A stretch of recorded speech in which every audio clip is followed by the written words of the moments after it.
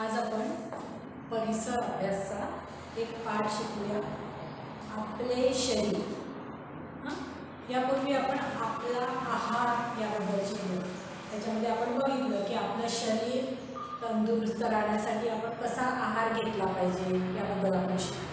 आज आपण बघूया आपले शरीर. आपल्या शरीराची आपण कशी काळजी घेतली पाहिजे हे आपण जाणू. पण आपल्या शरीराबद्दल आणखी माहिती आज आपण करून घेणार या पदार्थात. आपले शरीर. आता बघा, तुमच्या पुस्तकामध्ये काही चित्र दाखवले. हा कोण आहे? सैनिक दाखवला आहे. ती कोण आहे? ट्रॅफिक पोलीस दाखवली आहे.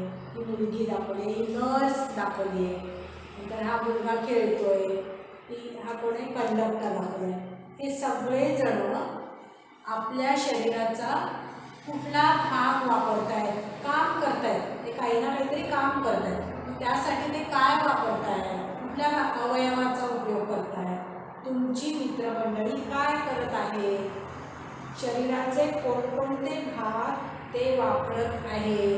बघा, हा सैनिक काय करतोय? असं सॅल्यूट करतोय. मग त्यासाठी त्यांनी कोणता भाग वापरला? शरीराचा हात वापरलाय.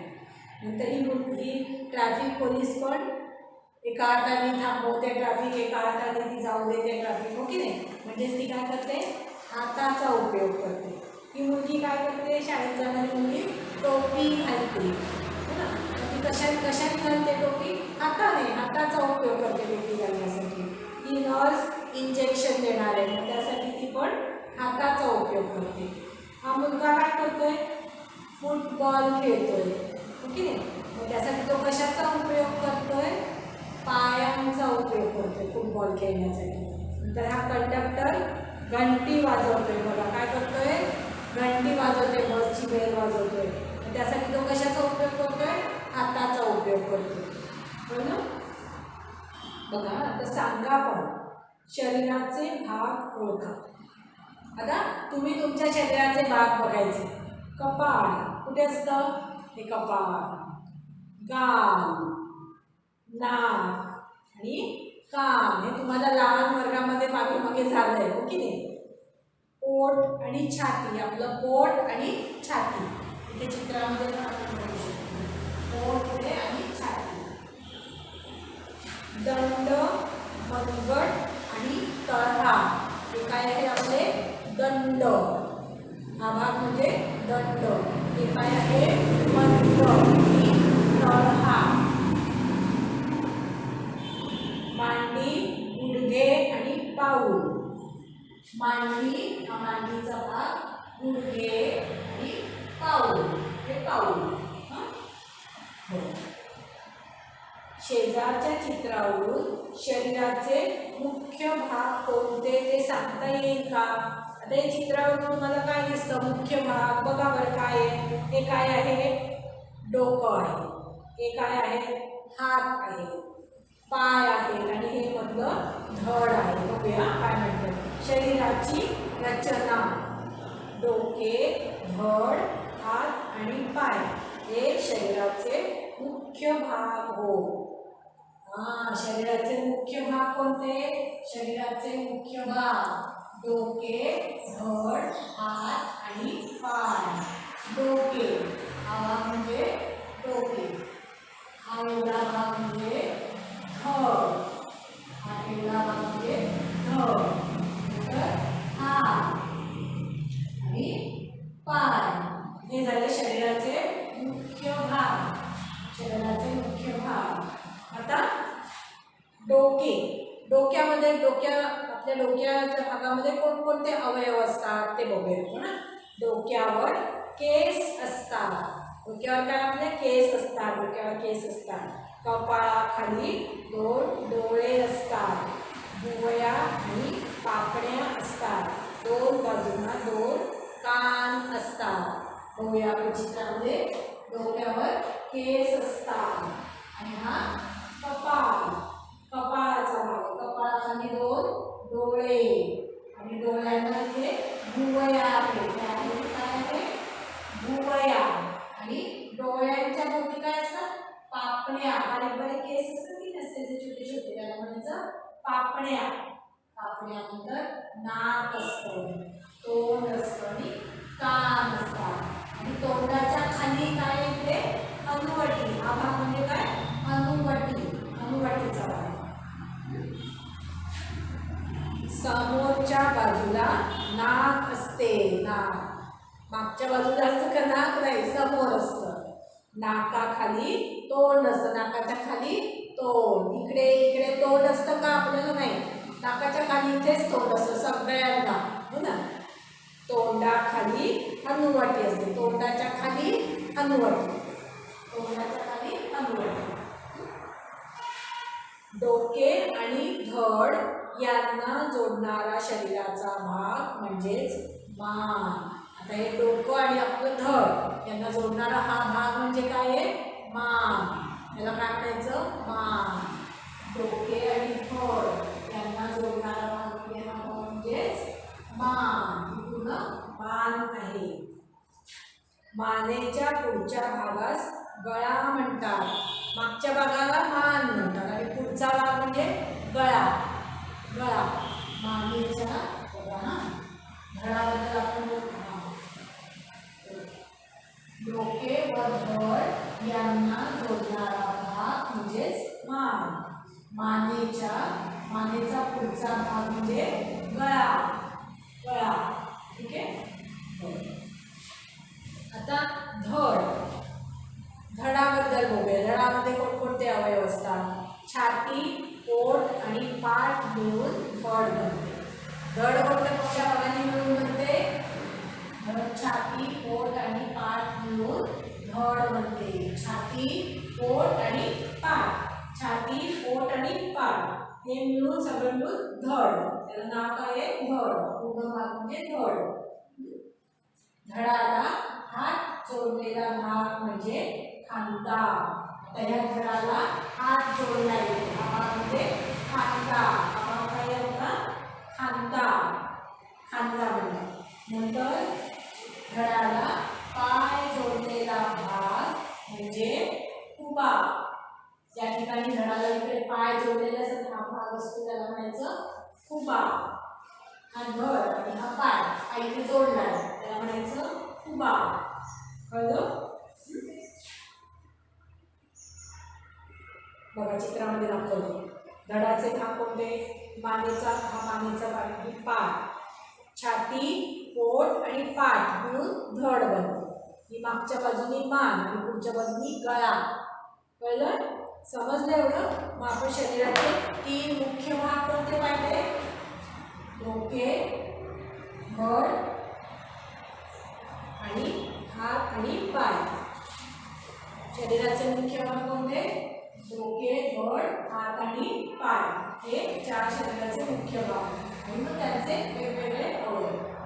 ठीक आहे.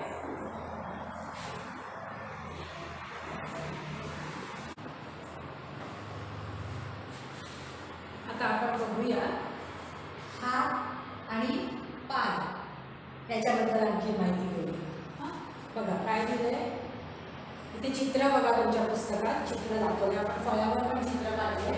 हाताचे भाग, हाताचे वेगवेगळे भाग, त्यांना पण वेगवेगळी नावं आहेत. ती कोणती बघूया. वाचा पुस्तकामध्ये. दंड, अग्रबाहू आणि पंजा असे हाताचे 3 भाग पडतात. कोणते 3 भाग पडतात, दंड, अग्रबाहू आणि हा पंजा. याला काय म्हणायचं, हा एवढा हा काय आहे, पंजा. हा भाग काय आहे, दंड, अग्रबाहू आणि हा पंजा असे 3 भाग आहेत हाताचे. दंड, अग्रबाहू आणि पंजा. अग्रबाहू म्हणजे कोपरापासून मनगटापर्यंतचा भाग. अग्रबाहू म्हणजे कोपर, इथे काय कोपरापासून मनगटापर्यंतचा हा एवढा भाग, याला काय म्हणायचं, अग्रबाहू एवढा भाग. अग्रबाहू म्हणजे कोपरापासून मनगटापर्यंतचा हा भाग म्हणजे अग्रबाहू. हाताची बोटे पंजाचा भाग असतात. हाताची बोटे पण या पंजाचाच भाग आहे. हा पूर्ण पूर्ण आपला पंजा, याला काय म्हणायचं पंजा. हाताची बोटे पण पंजाचाच भाग आहे. अग्रबाहू आणि पंजा यांना जोडणारा भाग म्हणजे मनगट. अग्रबाहू आणि पंजा यांना जोडणारा भाग म्हणजे हा मनगट. मनगट, मनगटावर आपण घड्याळ बांधतो किंवा राखी बांधतो, हो की नाही. मनगट, त्याला म्हणायचं मनगट. अग्रबाहू आणि पंजा यांना जोडणारा भाग म्हणजे मनगट. कळलं? एकदा आपण हाताचे भाग बघूया. हाताचे भाग बघूया. बघा, हे काय दंड, त्याला काय म्हणायचं दंड. हा आपला भाग दंड. दंड. नंतर हा जो भाग आहे याला काय म्हणायचं कोपर.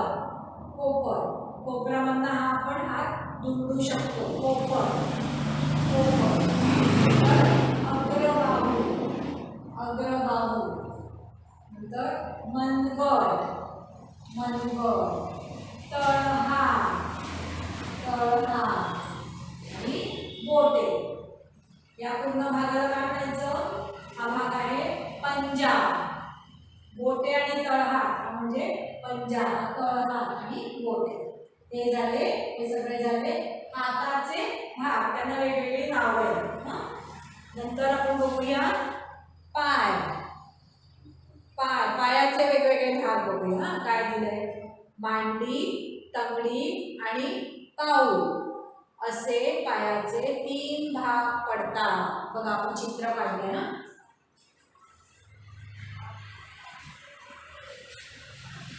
मांडी ही झाली मांडी, तंगडी हा झाला तंगडीचा भाग आणि हे पाऊल, असे 3 भाग आहेत.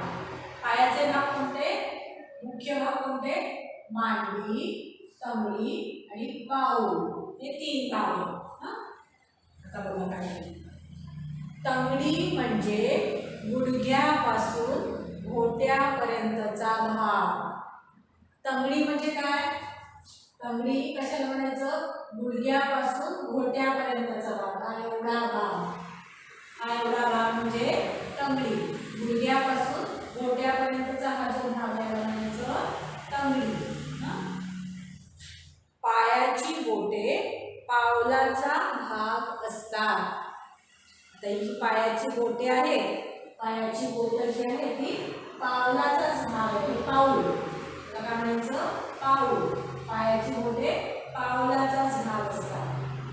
नंतर मांडी आणि तंगडी जोडणारा भाग म्हणजे गुडघा. मांडी आणि तंगडी जोडणारा भाग म्हणजे गुडघा. ही मांडी आणि तंगडी यांना, मांडी आणि तंगडी यांना जोडणारा भाग म्हणजे गुडघा. मांडी आणि तंगडी जोडतो तुला गुडघा. तंगडी आणि पाऊल जोडणारा भाग म्हणजे घोटा. तंगडी, तंगडी आणि पाऊल यांना जोडतो म्हणजे तो कोणता भाग, घोटा. घोटा.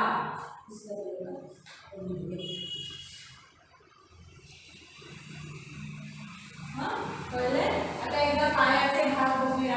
या भागाला काय म्हणायचं, मांडी. मांडी. नंतर हा काय आहे, गुडघा. गुडघा. नंतर ही आहे तंगडी. तंगडी. नंतर हा आहे गोटा. हे आहे पाऊल. पाऊल. हे आहे पाऊल. पाऊल आणि पूर्ण आणि बोटे. बोट, पायाची बोट तशी हाताची पण बोट असतात. कळलं? किती बोट असतात आपल्याला, 5 म्हणजे 10 बोट. एका पायाला 5 आणि दुसऱ्या पायाला 5. तसेच हाताला पण 5 बोट असतात. समजलं एवढं? होय. आता पुढे काय दिलं बघा, नवा शब्द शिका. अवयव. अवयव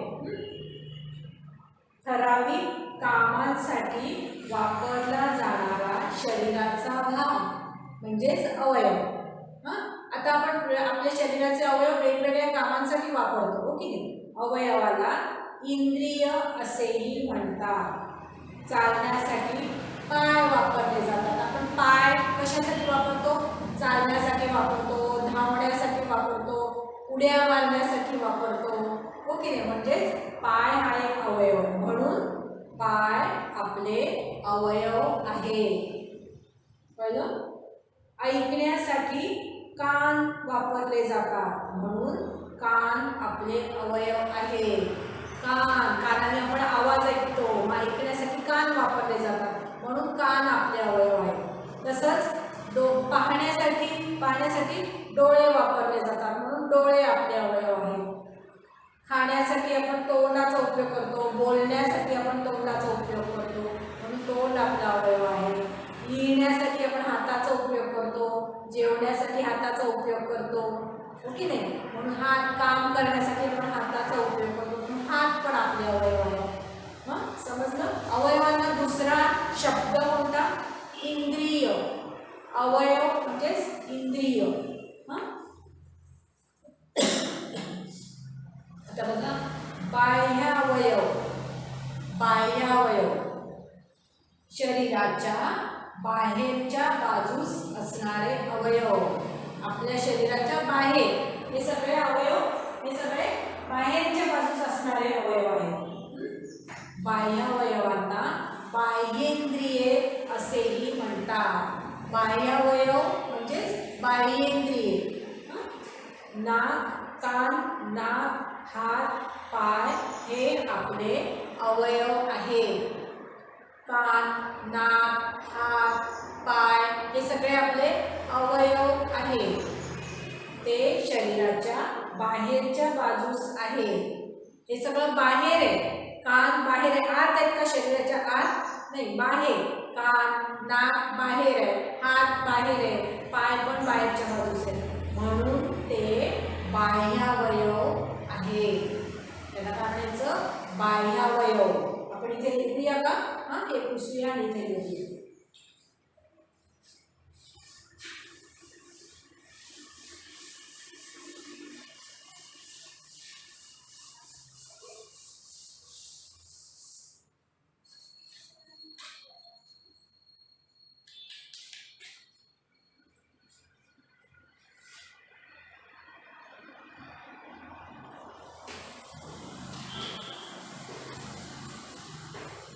अवयव याला दुसरा शब्द काय आहे?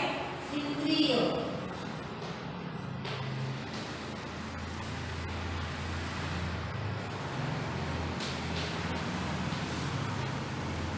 अवयव म्हणजे इंद्रिय. इंद्रिय अवयव म्हणजेच काय? इंद्रिय. त्या अवयव कशाला म्हणतात? ठराविक कामांसाठी वापरला जाणारा शरीराचा भाग. अवयव म्हणजे काय? ठराविक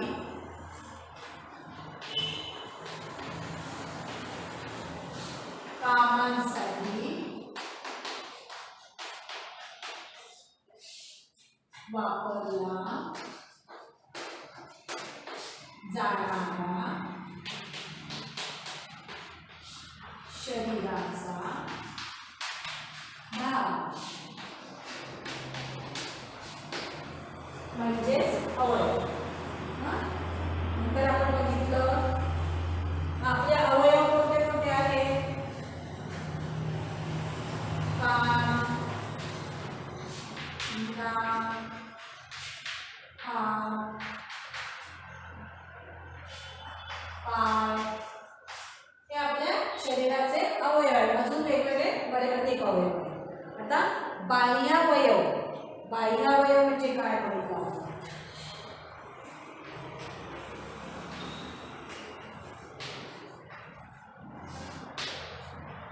बाह्यावयव म्हणजे काय? बाह्य म्हणजे बाहेरच्या बाजूस असते. बाह्य म्हणजे काय?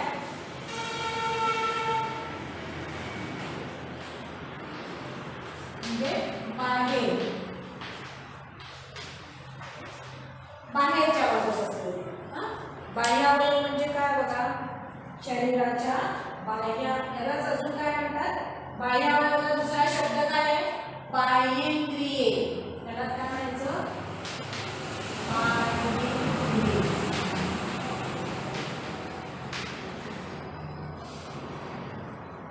बाह्य अवयव म्हणजे बाह्येंद्रिये, बाहेरच्या बाजूस असणारे अवयव. बाह्य अवयव म्हणजे काय आता बघा ना, शरीराच्या बाहेरच्या बाजूस असणारे अवयव, शरीराच्या बाहेरच्या बाजूस असणारे अवयव म्हणजे बाह्य अवयव. मग कोणकोणते आहेत बाह्य अवयव? कान आहे, नाक आहे, हात आहे, पाय आहे, हे सगळे बाह्य अवयव आहेत किंवा बाह्येंद्रिय आहे. समजलं एवढं?